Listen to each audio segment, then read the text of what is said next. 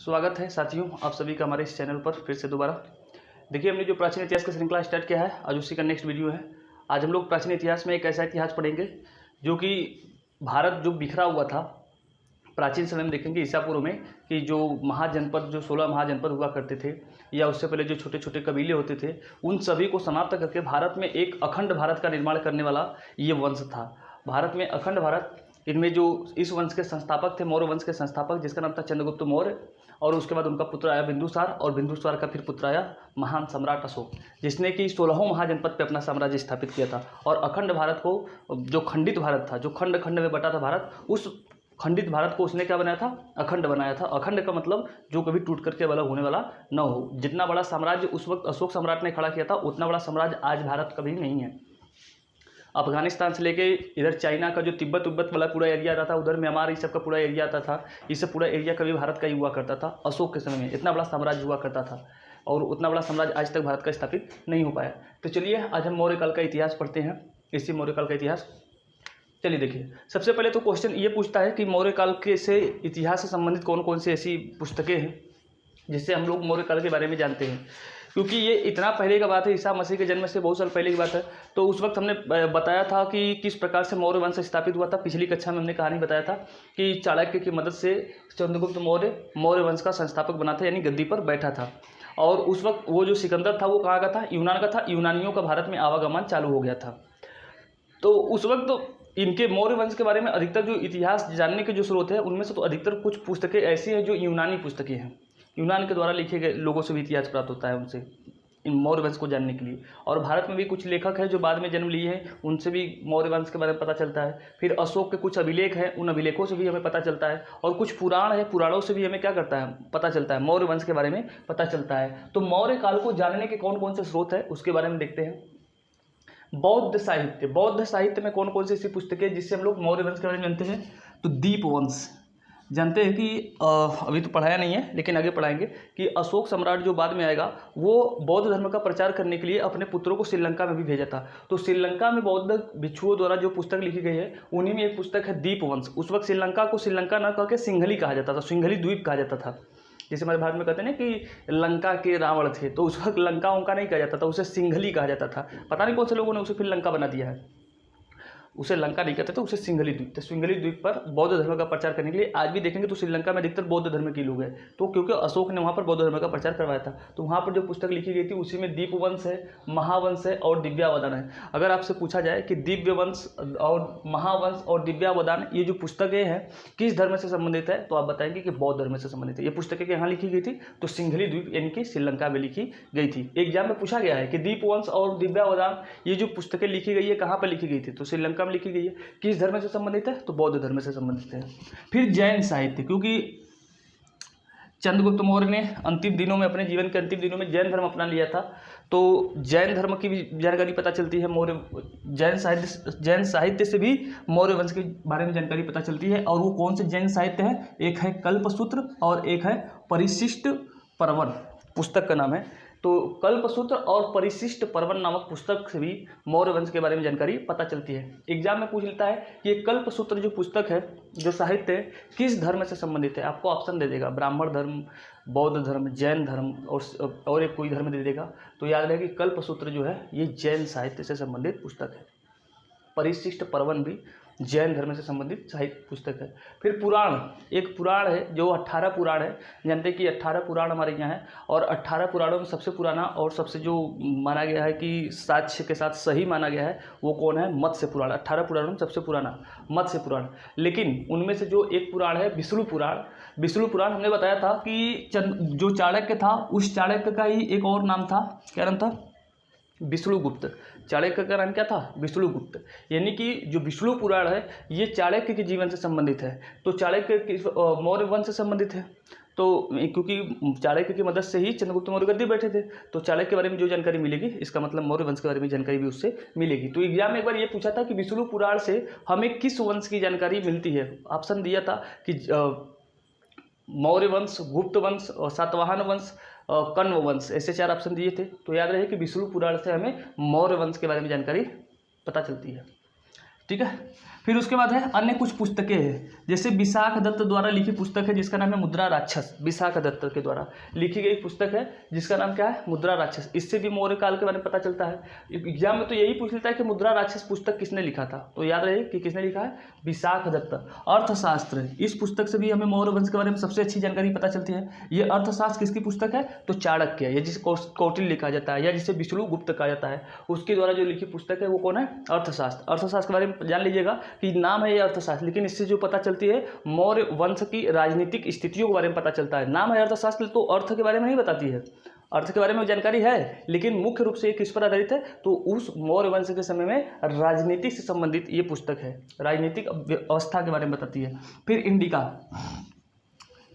Indica जो है ये मेगास्थनीज की लिखी पुस्तक है। ये मेगास्थनीज कौन था, तो जो मैंने बताया था कल की सिकंदर ने जब भारत पर आक्रमण किया था तो पोरस को हराया था। फिर यहाँ से जब वो चला गया था तो जो पाकिस्तान या कंधार से बड़ा जो एरिया है वहाँ का अपना जो गवर्नर नियुक्त किया था वो किसे किया था, सेल्यूकस निकेटर को। और सेल्यूकस निकेटर और चंद्रगुप्त मौर्य के बीच में फिर बाद में लड़ाई हुई थी, तो सेल्यूकस निकेटर हार गया था, चंद्रगुप्त मौर्य क्या हुआ था, जीत गया था। तो चंद्रगुप्त मौर्य ने उसकी पुत्री हेलिना से शादी किया था और साथ ही साथ उसका एक दूत था, सेल्यूकस निकेटर का एक दूत था जिसका नाम था मेगास्थनीज। उसे भेजा था दरबार में किसके, चंद्रगुप्त मौर्य के। चंद्रगुप्त मौर्य के दरबार में जब वो आया था, एक तरीके से कह सकते हैं कि दहेज में आया था, तो जब आया था दरबार में तो वहीं पर एक पुस्तक लिखा था जिस पुस्तक का नाम था इंडिका। इस इंडिका पुस्तक से भी हमें मौर्य वंश के बारे में जानकारी पता चलती है। फिर कथा सरित सागर, यह पुस्तक जिसने लिखा है उस व्यक्ति का नाम है सोमदेव। सोमदेव ने एक पुस्तक लिखी है कथा सरित सागर। इस पुस्तक से भी हमें पता चलती है किसके बारे में, मौर्य वंश के बारे में। एग्जाम में तो ये पूछता है कि कथा सरित सागर नामक पुस्तक किसने लिखा है, तो सोमदेव। फिर ये एक है बृहद कथा मंजरी। बृहद कथा मंजरी ये पुस्तक किसने लिखा है, तो उस लेखक का नाम है क्षेमेंद्र। क्षेमेंद्र ने बृहद कथा मंजरी लिखा है। इस पुस्तक से भी हमें मौर्य वंश के बारे में जानकारी पता चलती है।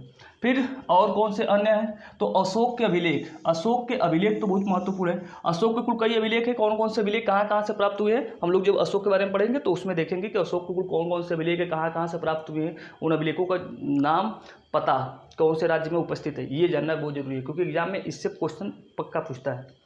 फिर रुद्रदामन का जूनागढ़ अभिलेख, ये जो गुजरात में पड़ता है, ये रुद्रदामन जो था ये मध्य एशिया का आया हुआ आक्रमणकारी था, भारत पे अपना शासन स्थापित कर लिया था, तो उसके द्वारा एक जूनागढ़ अभिलेख, ये जो गुजरात में पड़ता है जूनागढ़, जूनागढ़ कहाँ पड़ता है, गुजरात में। और अभिलेख हमने बताया था कि अभिलेख का मतलब होता है जब पत्थरों पर या किसी धातुओं पर या किसी गुफाओं में दीवारों पर जो लिखी जाती है उसे क्या कहा जाता है, अभिलेख।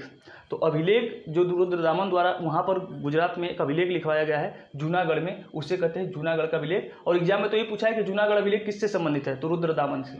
और यहीं पर चंद्रगुप्त मौर्य का भी नाम वहाँ पर आया है, चंद्रगुप्त मौर्य का भी नाम वहाँ पर आया है। तो रुद्रदामन का जूनागढ़ अभिलेख जो है इससे भी मौर्य वंश के बारे में जानकारी पता चलती है। तो इतनी बातें आपको याद रखनी है। अब हम लोग आते हैं मौर्य साम्राज्य की स्थापना, कि मौर्य साम्राज्य की स्थापना कब हुई थी और किसने किया था। देखिए सिंपल सा क्वेश्चन तो यही पूछता है कि मौर्य वंश का संस्थापक कौन था, तो मौर्य वंश का संस्थापक था चंद्रगुप्त मौर्य था। चंद्रगुप्त मौर्य किसकी मदद से गद्दी पर बैठा था, तो चाणक्य की मदद से। जैसे कि हमने पिछली कक्षा में बताया था कि धनानंद की हत्या करके चंद्रगुप्त मौर्य क्या बना था, गद्दी पर बैठा था। ये हमने पिछली कक्षा में पढ़ लिया था कि जो नंद वंश का आखिरी शासक था धनानंद की हत्या करके चंद्रगुप्त मौर्य गद्दी पर बैठा था। और चंद्रगुप्त मौर्य जब गद्दी पर बैठा था वो 322 BC में, और कब तक था, 298। इसका मतलब 22-24 साल तक ये गद्दी पर था। चंद्रगुप्त मौर्य 24 साल तक ये गद्दी पर रहा था। एक बात याद रखिएगा कि सिकंदर जो था चंद्रगुप्त मौर्य के समय में भारत पर आक्रमण नहीं किया था, बल्कि धनानंद के समय पर आक्रमण किया था। फिर सिकंदर यहाँ से लौट गया था। सिकंदर की कहानी को मैंने पिछली कक्षा में बता दिया है, सिकंदर की पूरी कहानी। जो लोग न देखे हो तो जाकर के उसको एक बार देख लीजिएगा, जिससे कि पीछे के इतिहास समझ में आएंगे। फिर तो ये 322 में गद्दी पर बैठा और 298 में ये जैन धर्म अपनाने के बाद ये चला गया कर्नाटक के श्रवणबेलगोला में, जहाँ पर इसने संलेखना पद्धति से क्या किया, अपने प्राण को त्याग दिया। यूनानियों ने चंद्रगुप्त मौर्य का नाम क्या रखा है, सेंड्रोकोट्स। एग्जाम में तो एक बार यही पूछा है कि सेंड्रोकोट्स किसका नाम था, तो सेंड्रोकोट्स जो था ये नाम था चंद्रगुप्त मौर्य का। इसी के समय में जो कुछ यूनानी लेखक थे, जैसे प्लूटार्क हो गया, स्ट्रेबो हो गया, एरियन हो गए, ये कुछ लेखकों के नाम है। उन लोगों ने चंद्रगुप्त मौर्य का नाम चंद्रगुप्त मौर्य न लिख करके उन्होंने क्या लिखा है, सेंड्रोकोट्स। किसी ने सेंड्रोकोट्स लिखा है, किसी ने एंड्रोकोट्स लिखा है, इस प्रकार से नाम है। लेकिन सेंड्रोकोट्स जो था ये मेगास्थनीज ने लिखा है अपनी पुस्तक इंडिका में।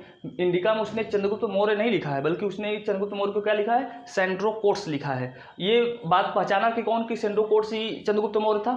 तो ये बाद में जो एशियाटिक सोसाइटी के संस्थापक आधुनिक इतिहास में जब पढ़ेंगे हम लोग कि ये थे जिनका नाम था एशियाटिक सोसाइटी के संस्थापक, नाम था उनका विलियम जोन्स। विलियम जोन्स ने पुस्तकें पढ़ी तो उसने बताया कि जो सेंड्रोकोट्स के बारे में जो बताया है, सेंड्रोकोट्स कोई और नहीं बल्कि चंद्रगुप्त मौर्य ही है। तो इंडिका में सेंड्रोकोट्स लिखा था, बाद में इसको विलियम जोन्स ने पहचाना कि सेंड्रोकोट्स मतलब चंद्रगुप्त मौर्य के बारे में ही बताया गया है। फिर 304 बीसी में 304 बीसी में सेल्यूकस, जो मैंने कब बताया कि सिकंदर का जो क्या था, गवर्नर था, इधर नियुक्त था, उससे इसकी लड़ाई हुई थी, चंद्रगुप्त मौर्य की लड़ाई हुई थी। कब, 304 बीसी में लड़ाई हुई थी। और इस युद्ध में चंद्रगुप्त मौर्य क्या रहा, विजयी रहा। चंद्रगुप्त जब मौर्य विजयी हो गया, यानी उसको हरा दिया, सेल्यूकस निकेटर को क्या किया, जब हरा दिया तो उसकी कन्या थी जिसका नाम था हेलेना। भारत में मैंने बताया था कि राजाओं की एक ही कहानी है कि कन्याओं के लिए पहले लड़ाई लड़ लेते हैं। हेलेना, जो सेल्यूकस निकेटर था ये चूंकि अभी यूनानी था, यूनान का रहने वाला था, तो ये सब गोरे चमड़ी वाले लोग थे, गोरे बदन वाले लोग थे। तो उसकी कन्या भी हेलेना भी हो सकता है गोरी बदन की रही होगी। तो हो सकता है कि चंद्रगुप्त मौर्य ने जब उसको हराया तो उसकी कन्या को देख लिया होगा, या सेल्यूकस निकेटर ने सोचा होगा कि जब मुझे हरा दिया तो मतलब यहाँ का बहुत बड़ा शासक है, इसी से क्या करते हैं, अपनी कन्या का शादी करवा देते हैं। तो भारत में पहला अंतर्राष्ट्रीय विवाह हुआ था चंद्रगुप्त मौर्य का। तो चंद्रगुप्त मौर्य की शादी किससे हुई, हेलेना से। एक बार एग्जाम में यही पूछा था कि सेल्यूकस निकेटर की पुत्री का क्या नाम था, तो हेलेना नाम था।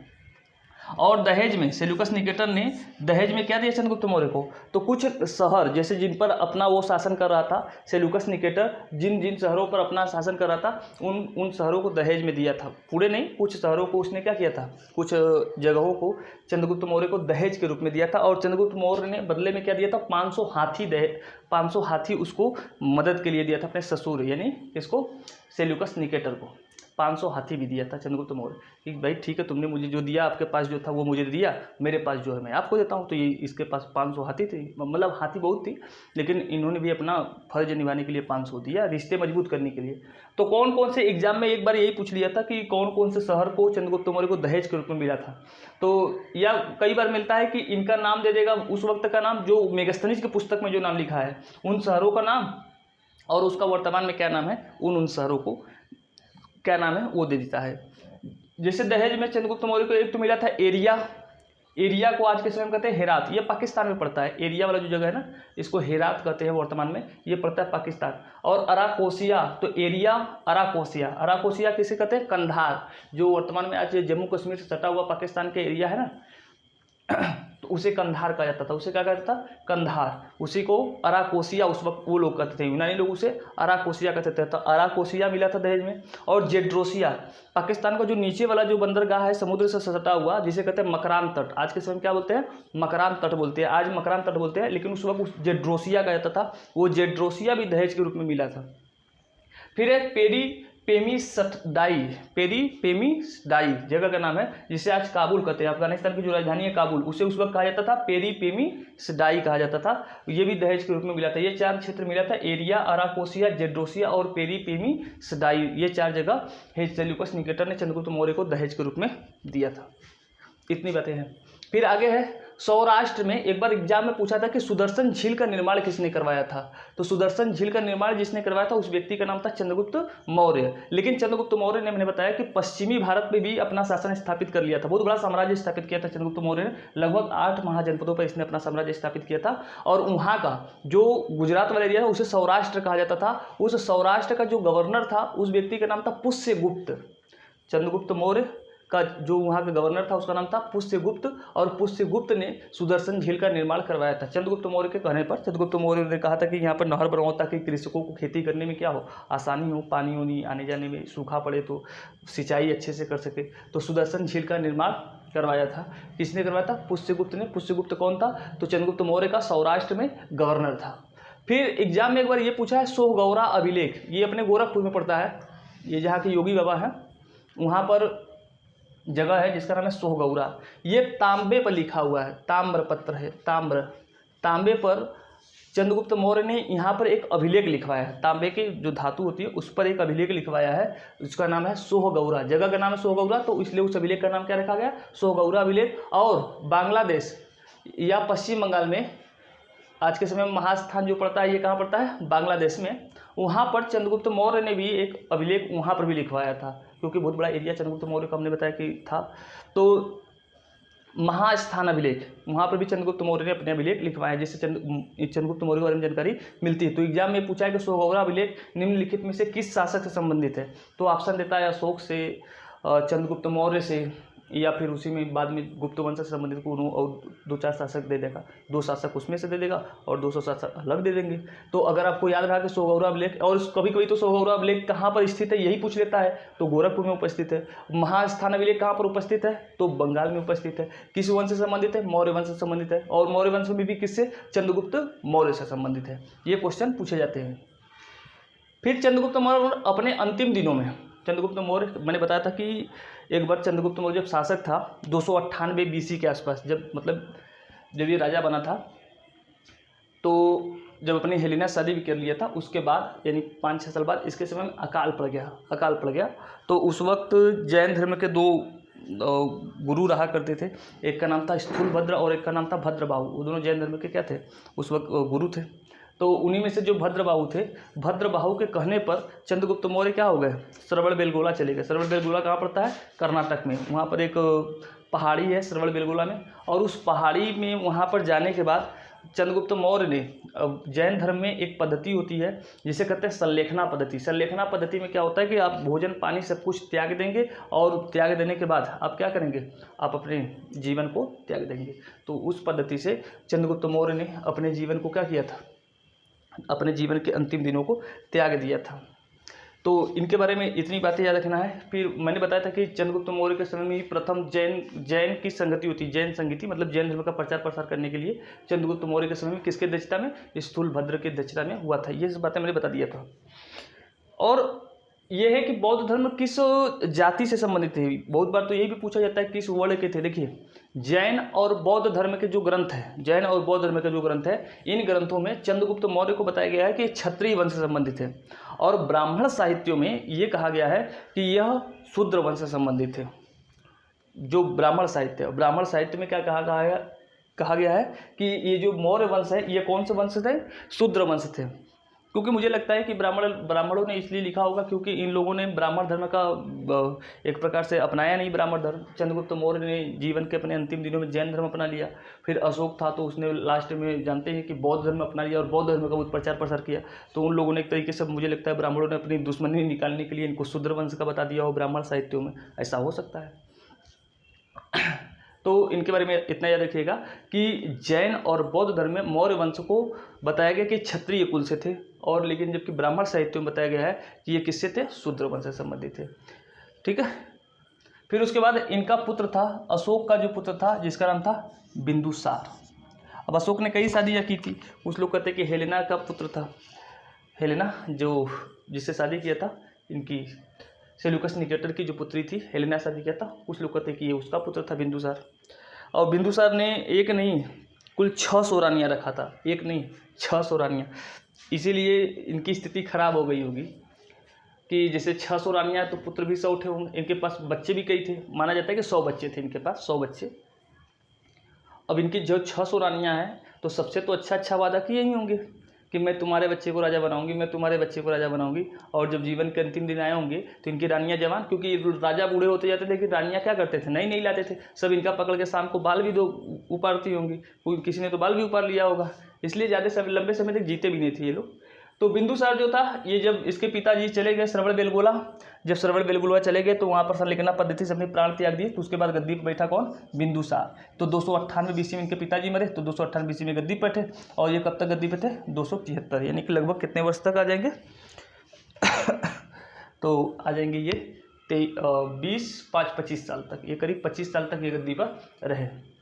इनका अन्य नाम और भी है, जैसे बिंदुसार का एक अन्य नाम भी है अमित्रघात। यानी अमित्रघात का मतलब होता है शत्रुओं का नाश करने वाला। एक बार तो एग्जाम में पूछा है कि अमित्रघात किसका नाम था, तो बिंदुसार का पुत्र अमित्रघात। फिर इसी के एक और नाम है सिंहसेन, इसी का नाम सिंहसेन भी था और इसी का नाम भद्रसार भी था। इसका नाम अमित्रघात, सिंहसेन और भद्रसार, अन्य नाम से भी इसे जाना जाता था। अमित्रघात, सिंहसेन, ये दोनों नहीं याद रहेगा तो चलेगा, लेकिन अमित्रघात तो याद रहना चाहिए कि इसका अन्य नाम क्या था, अमित्रघात। फिर इसके समय में तक्षशिला जानते हैं कहाँ पड़ता है, पाकिस्तान, जो कांधार की राजधानी थी 16वां महाजनपद में जो कांधार था उसकी राजधानी थी तक्षशिला। और वहीं पर मैंने बताया था कि तक्षशिला एक विश्वविद्यालय था जहाँ पर जो पढ़ाने वाले लोग थे, जो वहाँ पर शिक्षक थे, जो ज्ञान बांटने वाले लोग थे, उन्हें कहा जाता था अमात्य। वहाँ पर अमात्यों के खिलाफ विद्रोह हो गया, वहाँ के लोगों ने अमात्य के खिलाफ क्या किया, विद्रोह किया। और मैंने बताया कि बिंदुसार के कई पुत्र थे, उन्हीं में एक पुत्र था इनका सुसीम। और सबसे अपना जिनको सबसे अधिक मानते थे बिंदुसार, वो थे सुसीम ही थे। वो बिंदुसार चाहते थे कि हमारी बात गद्दी पे कौन बैठे, सुसीम ही बैठे। तो वहाँ पर सुसीम वहाँ का गवर्नर था, उस वक्त तक्षशिला का गवर्नर था सुसीम। लेकिन हुआ क्या कि सुसीम वहाँ को इस विद्रोह को दबाने में क्या रहा, नाकाम रहा। जो वहाँ पर जो ये अमात्य थे, अमात्यों के खिलाफ वहाँ पर विद्रोह हो रहा था, उस विद्रोह को दबाने में सुसीम नाकाम रहा। तो बिंदुसार ने किसे भेजा था, अशोक को भेजा था। और अशोक ने वहाँ पर जाकर उस विद्रोह को एकदम समाप्त कर दिया था, मतलब वहाँ पर शांति स्थापित हो गई थी। तो इसका मतलब था कि अशोक का कहीं ना कहीं अब कद बड़ा होता चला जा रहा था, लेकिन सुसीम बड़ा भाई था, अशोक छोटा था। एक ही माँ के बच्चे नहीं थे, मैंने कहा ना कि 600 रानियाँ थी तो अलग अलग माताओं के बच्चे थे ये। तो अशोक अब इसका कद बड़ा हो गया और अशोक ने बाद में अपने उन्हीं 100 भाइयों में से 99 भाइयों की हत्या करके गद्दी प्राप्त किया था। अशोक की कहानी नेक्स्ट वीडियो में समझेंगे। फिर और उस वक्त सीरिया, आज के समय में जो सीरिया है आतंकवादियों वाला कहा जाता है देश है, लेकिन ऐसा ये सब बातें बकवास है।